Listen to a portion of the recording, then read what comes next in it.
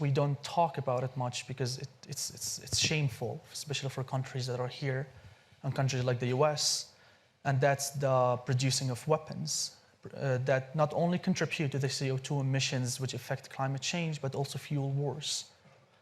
We need to stop that. We need to, and they're not going to stop that. Not the companies, not the governments, they're not going to stop that. We're going to stop that. The people is going to stop that. My call of action is to take the streets, protests, because no one's going to listen to you. Hello and welcome to the Deutsche Welle debate at the World Economic Forum in Davos, Switzerland. I'm Sarah Kelly. How are leaders making good on their commitments to create a more sustainable world? 5 years ago, the United Nations wrote an ambitious to-do list addressing the world's most pressing issues, including climate change, poverty, and education. Now, the deadline to achieve the Sustainable Development Goals is 2030. And while some progress has been made, no country is on track to meet all of the goals. Our session today is a decade to deliver the global goals. We have a very distinguished panel. Let's get started. Achim Steiner is joining us as administrator of the United Nations Development Program. Welcome to you. Wanjuhi Joroge is a climate activist and a global shaper from Kenya. Welcome. Thank you. Mohammed Al-Junda is an activist focusing on refugee rights and education. And Paul Stoffels is vice chairman of the executive committee and chief scientific officer at Johnson & Johnson. Thank you so much to all of you for being here today. And please, let's welcome our panel.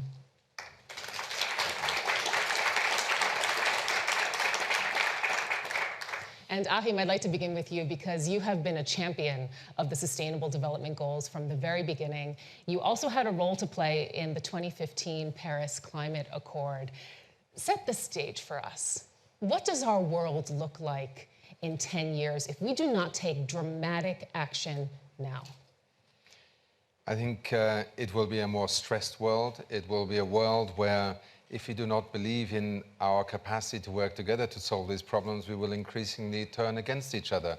That may be sometimes for geographical or political reasons, but just look at the debate right now on, are we going to act together on climate change, or are we going to have to change our global trade system to the point where those countries who are not coming along and going towards a low carbon economy will in future have to pay tariffs in order to import goods into another part of the world that is acting on this issue. So I think the SDGs, the Sustainable Development Goals, should first and foremost be understood as an extraordinary collective view of the future, of the greatest risks we face, and therefore also the goals we need to set ourselves to address them.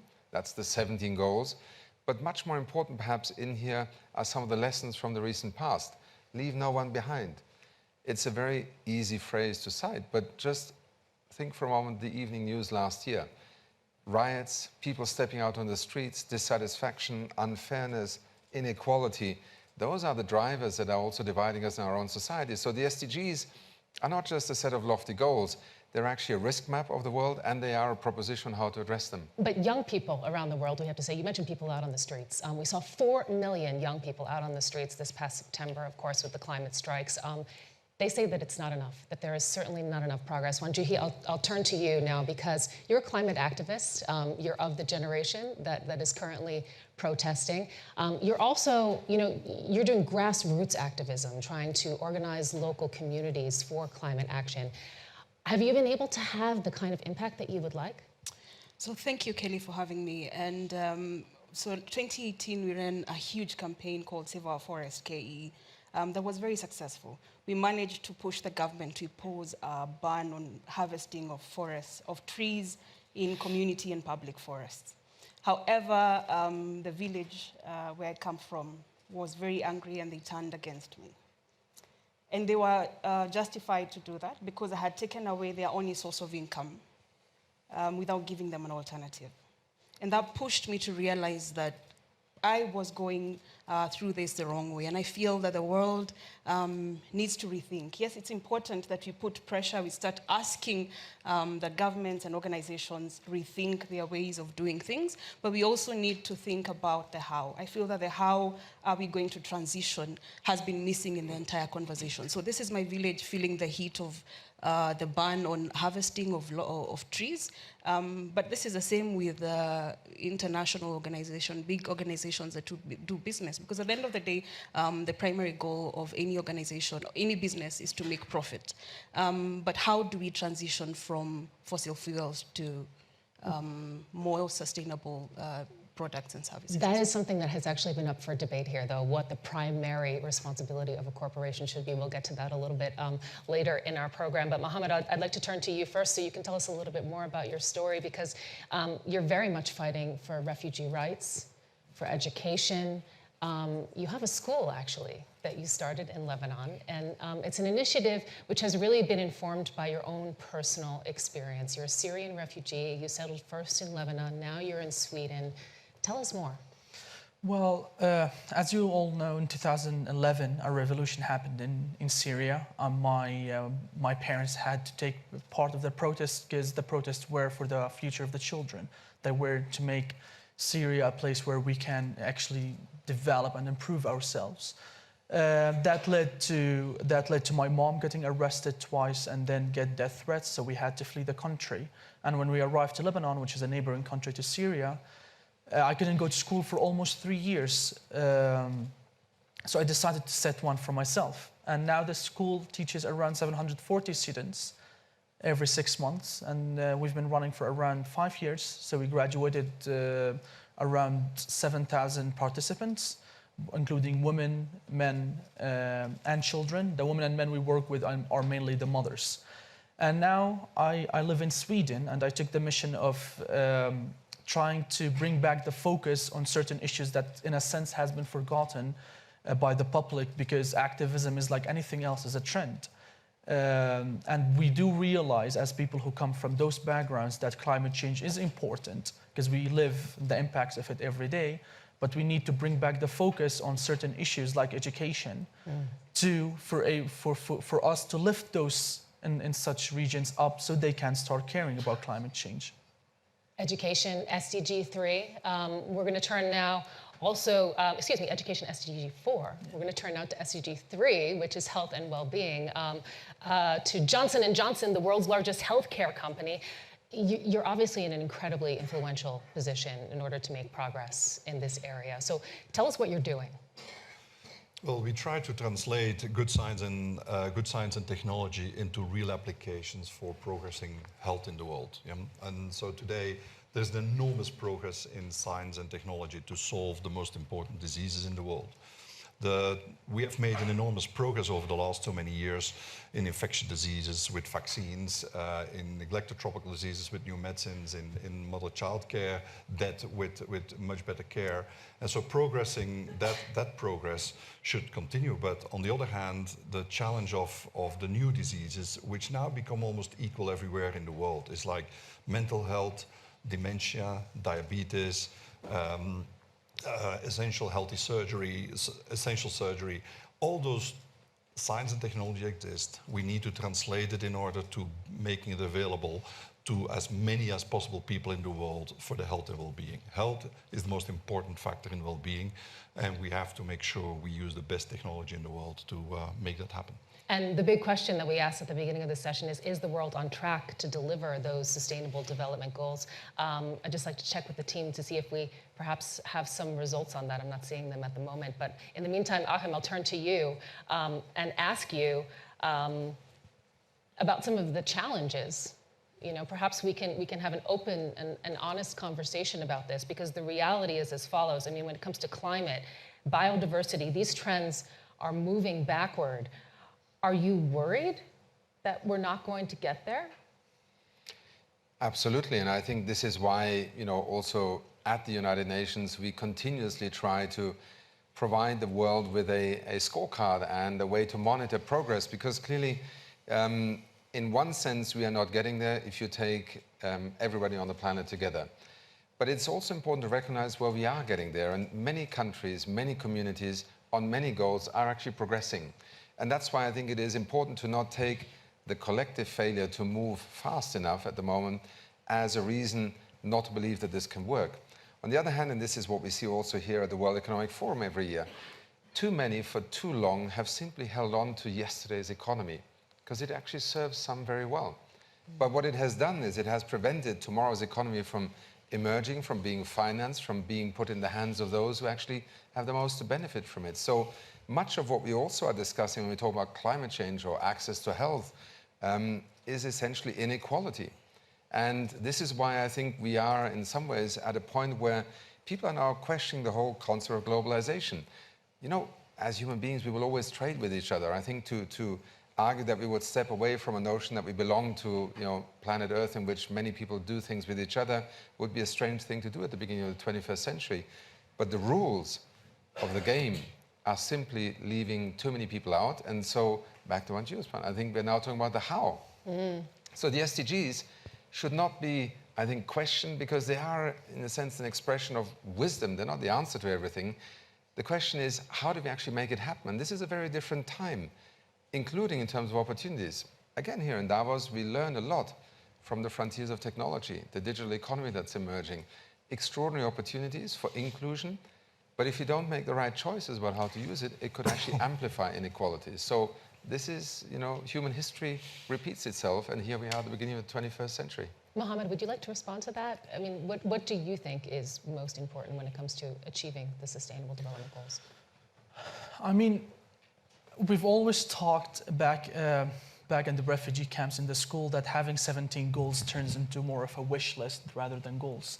And what we usually discuss on the streets, because that's where I was born, that's where I was raised, that's where my education from, the streets, is if you have a goal, which is 17 goals, which are a lot of goals, we need to start prioritizing some of them. The problem is if we continue treating those goals as depending on what's trendy on the activism, like for example nowadays climate change, we won't be able to go anywhere. Because if we're going to discuss climate change, because it's the biggest issue and the World Economic Forum have putting emphasis on it since we came here, which is an important issue. And we've been impacted by it in the Middle East, and I do recognize it, and it's going to affect everyone. So we need to work on it. But the problem is if the focus is so much on that specific issue and other issues, not by United Nations, but by other actors, are forgotten, like education, like inequality, like health. If those other issues are forgotten, the rest of the world wouldn't be able to care about climate change, wouldn't be able to join the fight for climate change. And we're seeing this happening. I was in Lebanon a couple months ago, and I'm in contact with my fellow in Lebanon, in Mexico, in South Africa, and everywhere, and we talk about them, and they do care about climate change, but they're not doing anything about it, and they tell me it's not our problem. So if you have a whole region who's saying climate change is not their problems, I think this is an issue. And when I ask the question, the answer is usually, we're not there yet. We can't do anything about climate change yet because we don't have school, because we don't have food on our tables, because we don't have good health. So we need to stop treating activism as a trend, because it's not a trend. It's not because someone got famous we need to start focusing on that specific issue. People are on the streets struggling and dying every day. I came here, last word. I came here, there's plenty of sessions. Most sessions are about climate change, which is fascinating, as again, we support climate change. But there's 0 sessions about Yemen. It's one of the biggest humanitarian issues nowadays. People are dying because of hunger, and there's 0 sessions about it.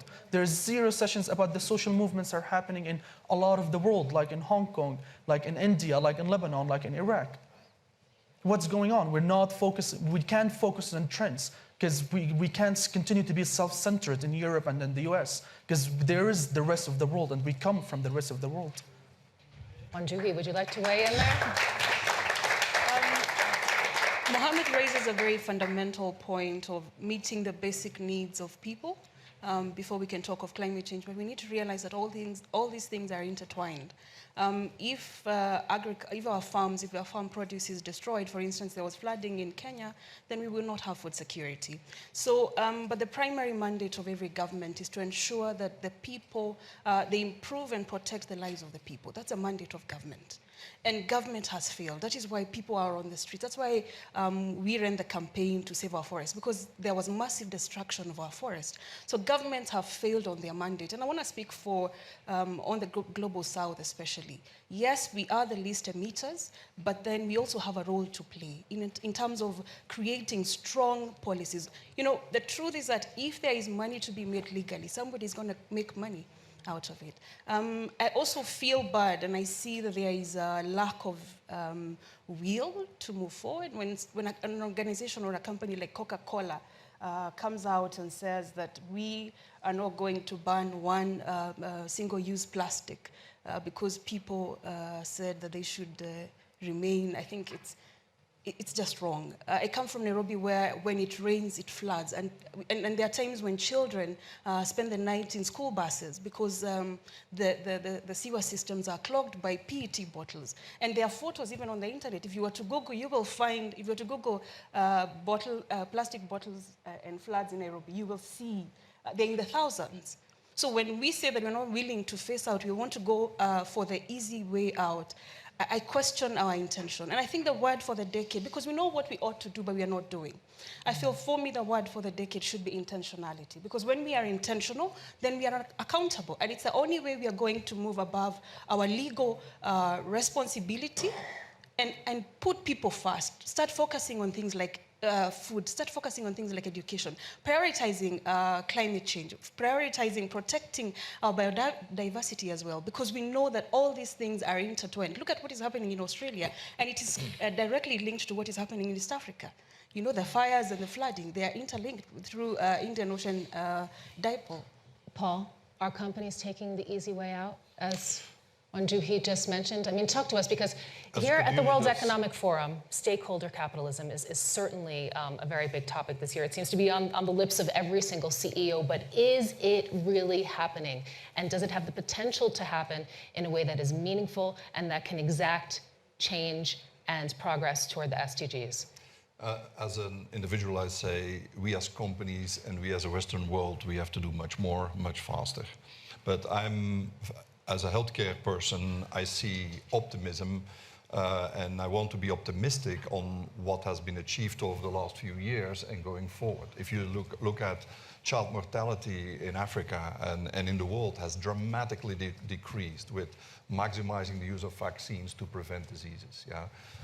The child mortality in birth has dramatically decreased because of training and new types of ways of caring for mothers. All of those if you look at HIV now with the Global Fund, people who didn't have any life expectancy 20 years ago now can normally, with the help of the global community, live lifelong, near to normal life. So the progress is there. What we need is a strong partnership between those who develop technologies, those who bring technologies to the world, but also those who implement. And I heard education. I think we need many more healthcare workers in the front lines to be able to work with people. We need the partnership with the countries to bring new technologies, but also make them very effective in getting real impact. And you have been very effective with those new technologies. I just want to highlight one particular point is, for example, your tuberculosis treatment has received a lot of accolades, but it's been criticized for its pricing. Can you do more? I mean, can you make a commitment here to do more, for example? We do a huge commitment to make sure that every person in the world get access. And over the last 3-4 years, we treat more than 180,000 patients with XDR-TB. We have a huge implementation organization in the world doing that. When countries can't pay or organizations can't pay, we donate. Yeah? So half of what we do is donation. Now, on the other hand, there are countries and there are governments in the world who have ability to pay.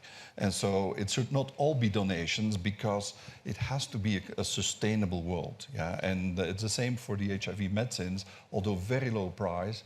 It's an industry who produces today thousands of tons of new medicines, and you need a huge industrial capacity to continue to do that. So it are small amounts of money, but at the same time, it makes it sustainable. If something is a donation, it's not sustainable.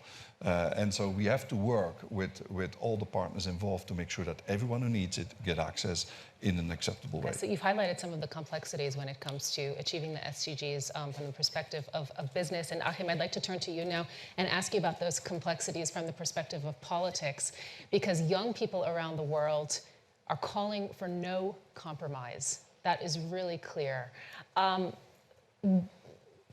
What is possible right now when we look at the limitations of politics, though? May I offer perhaps an interpretation of that no compromise? I think our young people are actually extremely wise and savvy people. Their call for no compromise is a judgment on the very bad compromises that they have been sold over the years. So I think what they're saying is no more of that kind of compromise. I think when I listen to young people today, whether they're engaged on environmental issues, on issues of human rights, on education, on refugees, first of all, I find a generation that is extraordinarily well informed, much more able to judge for themselves what is right and wrong, and therefore I think playing a much larger part in the public debate. So when we sit here in Davos and we talk about stakeholder capitalism, there are two things that are in a sense coming together. One is, look, capitalism is essentially about an economy in which capital really determines what happens. And so when we start talking about stakeholder capitalism, it's an interesting moment, because what you're essentially positing is, look, capital cannot be the single and sole determinant of what happens in our society. So can stakeholders really be shaping that outcome if they don't own capital? So this is the debate of our time. And I think it's extremely interesting that we are at a point where clearly the paradigm of the 20th century, where economic growth, per capita income, were the determinants of success, clearly are being challenged left, right, and center, whether from an ecological point of view, from an equity, fairness point of view. So we are on the verge of having a new paradigm emerge. And I think it is the stakeholders that ultimately are reminding our economies that, look, you may own the capital, but we are the people who buy your products, we are the people who take your services, we are the people who actually own the money in this economy, even if you've given it to banks, to pension funds. And this is, I think, the interesting conversation of our time. It's not a compromise, it's a kind of reassertion that, yes, there are people who have capital, but then there are markets, there are democracies, there are societies, and I think that is a discussion that is extremely timely, because, frankly speaking, simply replicating the 20th century economy into the 21st century is going to lead us to more and more crises. And here, if I may just say one thing to Mohammed, part of the reason why we have the Sustainable Development Goals is precisely to not allow governments or indeed capital markets to simply say this is the one thing that matters and everything else is secondary. The SDGs are by definition a reminder that living together on this planet with 8-9 billion people, you have to address these issues together. It's a systems agenda, if you want, and within that, each one of us can identify things we're passionate about. So the SDGs are, in a sense, the operating system of our 21st century societies, and each one of us can put an app on it and say, I'm a refugee, I want to do something for the people I come from and I care about. But I don't think we need to trade one off against the other, because frankly speaking, climate change is not more or less important than education or employment, but it is probably the most dangerous issue right now on which inaction threatens us in the short term. Mohammed, your response?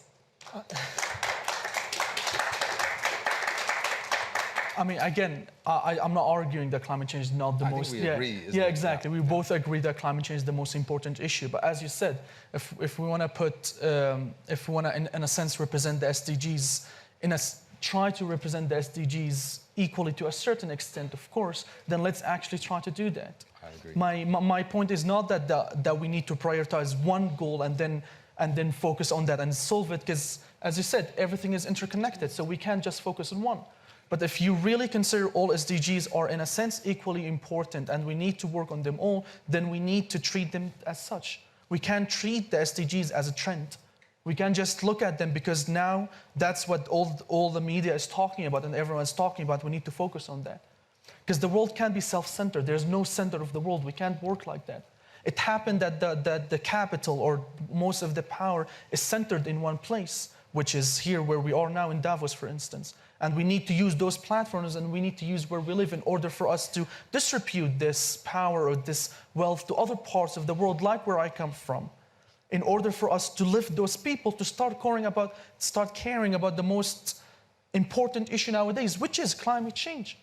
But if, for example, if we considered, which is a very imaginary world, a utopian one, if we considered Europe became 100% green, what about the rest of the world?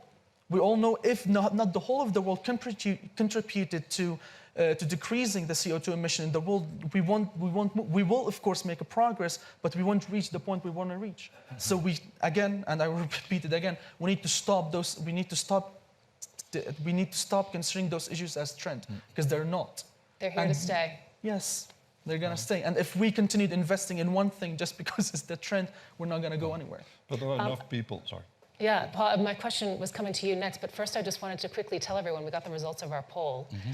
We asked a question at the beginning of this program, and it was with is the world on track to deliver on the 2030 agenda? And you can see it there.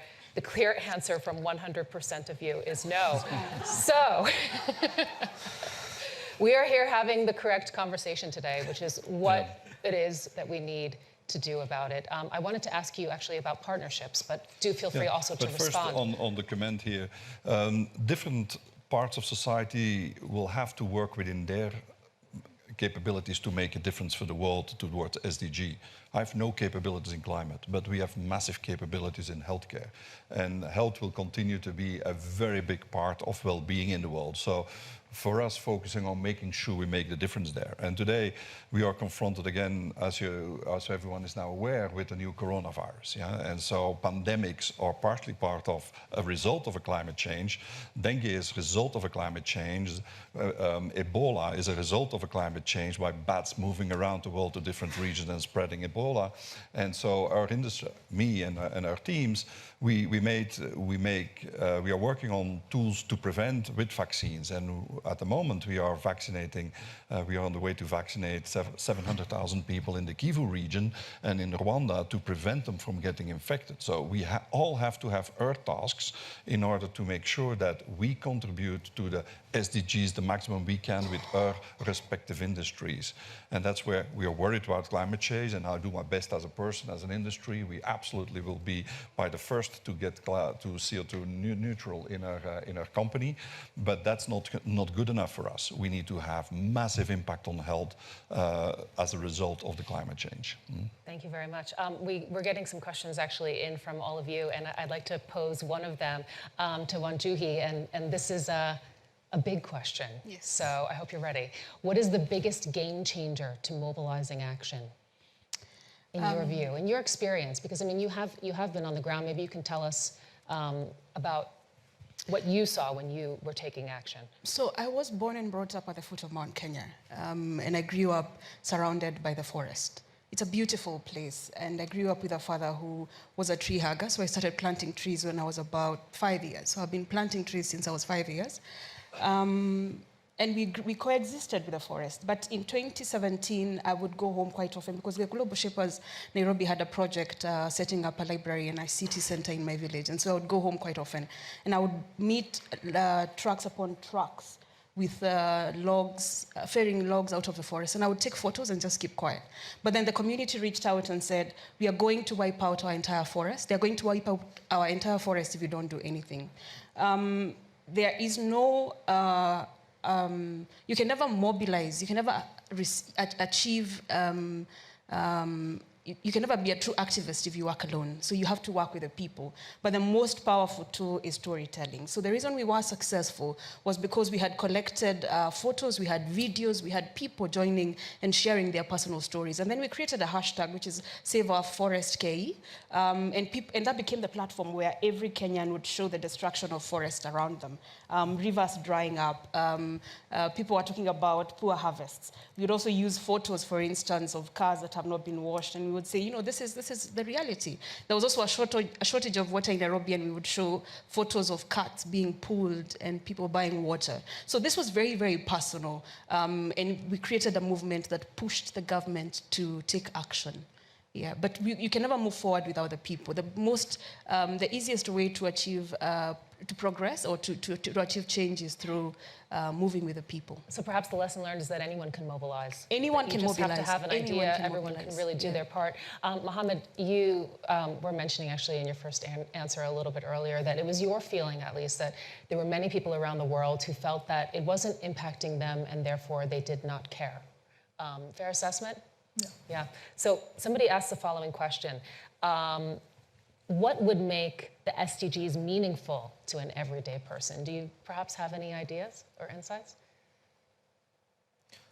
I mean, I do think the SDGs are meaningful to most people because they are representations for the problem, what their problem is. if we want to make them more meaningful, I think basically just highlight those people who's being impacted by, who the SDGs represents, the stakeholders. I mean, I'll take a wide example. On the media, it's not only on those stages, but everywhere. You know, like the Amazon's fires, we all heard about it. We all felt deeply concerned when the Amazon's fire. But there's a lot of indigenous people who lost their homes because of the indigenous fires, who maybe died, and the deforestation continues in the Amazons. It didn't stop. We don't hear much of those indigenous people's voices, not anymore at least. In Canada, they're building oil pipelines, and they're impacting the indigenous people's homes, and we're not hearing about those indigenous people much, who are one of the main stakeholders for climate change, who are suffering on the ground. We need to understand that if people want to take SDGs, people, I'm talking, us, the one who are in the streets, if they want to take the SDGs seriously, they need to see that people that cooperates and international organizations who present the SDGs or present as the fighters of SDGs need to also take those people seriously. They need to lift them up. They need to represent them, and they need to allow those people to represent themselves. We were having a dinner the other day, and we were talking also, there's a really important point. Most of the people who's been impacted by such issues don't have a voice, not only because no one is representing them, but a lot of times, if they want to have a voice, they're going to risk their lives. I come from countries where we have a lot of dictatorships, and if I want to convey my real message, I'll probably be killed or imprisoned. What we need to do is we need to ask people what are those messages in order for us to try to convey them. That's why what I try to do is, for example, when I went to a short trip to Mexico, I tried to talk with the indigenous people there who, if they talk, they might be imprisoned. And I'm here to tell their message. The same way I expect you to tell my message because I can't say it. We need to recognize that oppression generally and inequality is really important for people to start considering those SDGs as meaningful. Because if they don't live in a world where they can comprehend the idea of reaching one of the SDGs goals, they can't take it. They can't take it seriously. They can't consider it meaningful. And people can make change because they are the main stakeholders. They are the voters. They are the buyers. But we need to start looking at them and treating them differently. We need to actually represent them the same way they represent everyone else. So awareness, exposure, communications, all of these things we need more of. Achim, I'd like to also ask you about incentives as well, and perhaps your view on that, because somebody wrote the following question. Shouldn't countries that outperform the SDGs be commended, for example, an SDG bonus, and those that underperform be penalized? Well, maybe in another century we'll live in a world where, the collective can punish individual nations. I think we are far from that, and I think, frankly speaking, the SDGs... But are you frustrated that you don't have that mechanism? No, because I don't think that's what will make people do things. What I think the SDGs are, more than anything else, they are a reflection of who we are, who we want to be, or where we are failing to be what we would like to be. I don't have to explain to anyone that, solidarity, reciprocity, empathy are good things. I mean, you go into a schoolyard and you watch a group of students, you know who the bully is. Who is going to want to be associated with that person? Maybe for tactical reasons, temporarily, and you can extrapolate that to geopolitics. But we all know who we actually would gravitate towards, right? The SDGs are, in a sense, an expression of who we think we are. And I go back to Anju's point, intentionality. I lead an organization in the United Nations called the UN Development Programme. It is absolutely committed in an explicit way to the intentionality of helping people across the world to have more choice. And I think what I believe in is that, first of all, we must challenge paradigms that tell people that they cannot do something. This is why when I led the United Nations Environment Programme, I spent a great deal of time in challenging the economic paradigm, making, in a sense, an environmental sustainability case economically literate, because we're being told all the time that this is the only way that you can develop, that you can, address poverty. And it's not true. But at the end of the day, what we must try and do, and whether it is in your village in Kenya, and there is a great precedent that you have, Wangari Maathai equally began planting trees, but she very quickly realized that it is actually women and peace and the broader setting that will make planting trees so much more meaningful. we live in a time where most of us are somehow being given this sense that things are too complicated.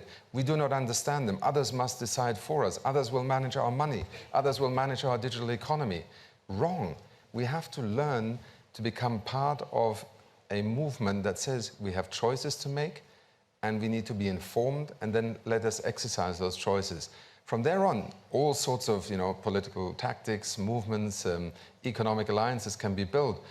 But I think from a very personal point of view, I agree, intentionality is extremely important. First of all, you have to commit to something that allows you to know where you want to go. Secondly, it allows others to also judge you. And we don't have to send armies into countries that are not planting trees. I don't think that will help us a lot. But countries will very quickly understand that those who plant trees may be a hell of a lot better off than those who think they can live without them. And I think that is part of our age of knowing things. Paul, would you like to weigh in?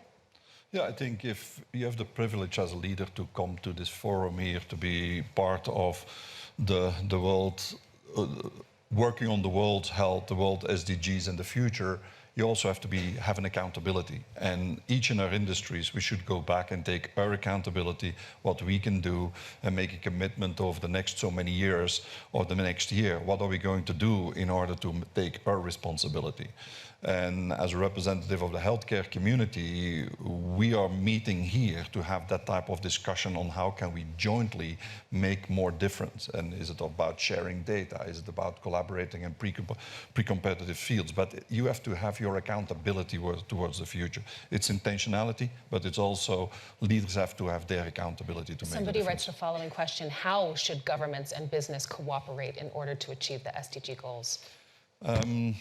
I think the only way that cooperation can work there is both act as humans and make sure that we go for inclusiveness of everyone in the world. And corporations are collections of people, governments are collections of people, and it are the people who need to work together.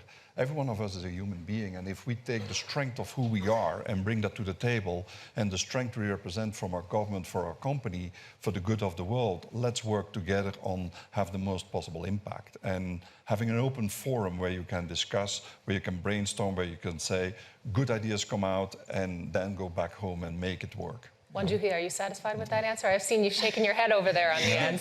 So I want to say that it's very, very simple. It's putting the common good above self. Because majority of us are driven by selfish interests. You find that business will go to government and negotiate for personal interests. They want to pay lesser taxes. They want certain laws not to be implemented because they are going to hurt. And I look at the timber industry in Kenya, for instance, that continue to destroy our forests, but there are many other ways of benefiting from it. But I want to respond to both the UNDP rep and Paul, and say that first Global Shape has sent me to tell you thank you very much for recognizing nurses and midwives and prioritizing mental health. But they also asked me to challenge you on why we do not have any center, any innovation center in Africa where you could be building capacity for more and more research. Especially now that we have many young people. In 2050, we'll have about 77% youth. My challenge to development partners, I feel you do not do enough in terms of holding your member countries accountable. When I look at my country, we have about 6 articles in the Constitution that speak about the environment. But then the Constitution requires acts to operationalize. But when you look at the acts, they have such loopholes that allow for the destruction of forests. Kenya is the only country that has a climate change act, which was passed in 2016, but it has never been implemented. When you look at Africa Union, it's still in its draft form since 2017. Yet when these leaders have mastered ways of the PR language. So they know what to say to be clapped for. But do you hold them accountable? Though somebody told me that if we solve all the problems, the UN will close office. I don't know. That sounds like a call to action. And actually, we only have a couple of minutes left for our conversation, full disclosure. So I am going to allow everyone to respond to that. Are you going to accept that call to action? Do you have another call to action, or do you have another commitment that you would like to make? These are our final thoughts now. Paul, you have the first response. Well, I heard the call to action, and I promise that I will be in Africa having a debate with young shapers and young people in technology and figure out how we can accelerate innovation in Africa like we do everywhere in the world. We will not leave that behind. So let's make an appointment in Kenya, and I'll come and see you there. I have a call to action to what I said earlier is to make commitments, each of us as an industry, to what we can commit to the SDGs by what our capabilities is the strongest, and that is bringing better health to as many people as possible in the world. Achim. Well, to the question of innovation, I actually have a very good story, because in UNDP we just launched 60 accelerator labs, and 30 of them have been established in Africa. So we're betting on Africa, partly because I think what happens next in Africa will define a great deal for what happens elsewhere in the world. And in terms of a call, I would simply say, you know, the 100% we're not on track to fulfill the SDGs. You can sit back and say, well, that obviously makes the SDGs irrelevant. Big mistake. So take that seriously. It is a way of not just doing what you care about. It reminds you that we operate in systems, and so what matters to you may be of consequence to someone else. That's why the SDGs are a way of bringing us together and not to distract us from what is important to each one of us. Wanjuhi, what are your final words? My call to action is to the young people. We have so much power. We are 3.5 billion globally, and we have the power to say no to all organizations and companies, their products and services, all those that do not prioritize people and planet, and say we are going to boycott them. And let us, and I would call young people and ask us to boycott products from any company that does not prioritize people and planet. Any company that is such as Coca-Cola.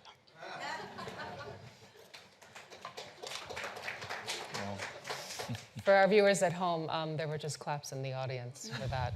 Yes. Okay. Wanjuhi, those are your final words. Mohammed, I've neglected to mention at the beginning of this that you are actually still in high school, which I think people would find difficult to believe.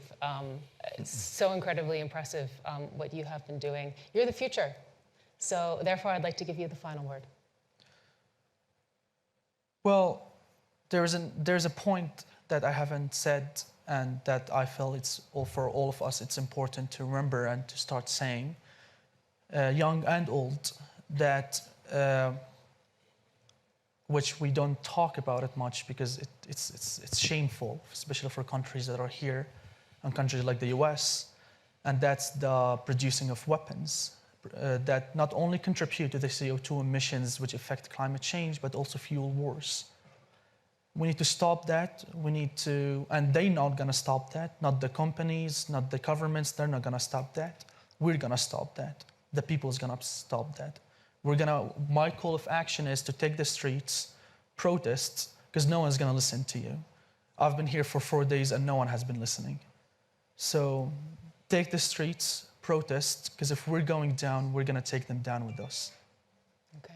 I've just been told by my producer that we have been gifted some extra time. Therefore, I will ask one final question. What will you personally, that was your call for action for others, what will you personally do? Wanjuhi. I commit to saving forests in Kenya and finding ways of coexisting, particularly for communities living around forests. How do we benefit from forests without destroying the natural state of forests? And I'm also committing to work with organizations, with companies, to transition from harmful practices to better practices. That is my everyday job. You know, I will try to do what I have been inspired by those who, you know, have shown us sometimes the way forward, which is that you should never not say what you believe is right, even when the times are wrong. And I think, you know, I operate in an environment right now where a great deal of what I sometimes have to say is not necessarily what people would like to hear. But I think this is part of the ethic and the core of the United Nations also, that it stands for what is right, and even when the times are tough, you should have that sense that there, at least, there is a willingness to stand by principles. And yet we fail every day, because at the end of the day, we are not floating in some free space. So I think for me personally, it is a reason to be in the United Nations today, because in fact, the very things that it stands for are so often under assault. Just briefly, Paul. Bring new interventions to save maximum number of people, starting with vaccines, medicines, and also bring together the community to join us in doing the same on a large scale in the world. Mohammed? Well, I'll continue telling the story. Can I just say, he's no longer the future, he's the present. I mean, this is one of the fascinating things. So, because we said, you know, the youth is always the future, actually they're the present. And that's why it's so great to have you and you here.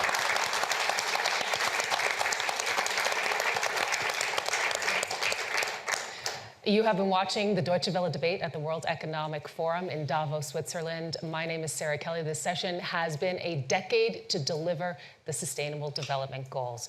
Thank you so much for joining us. And thank you so much to all of you.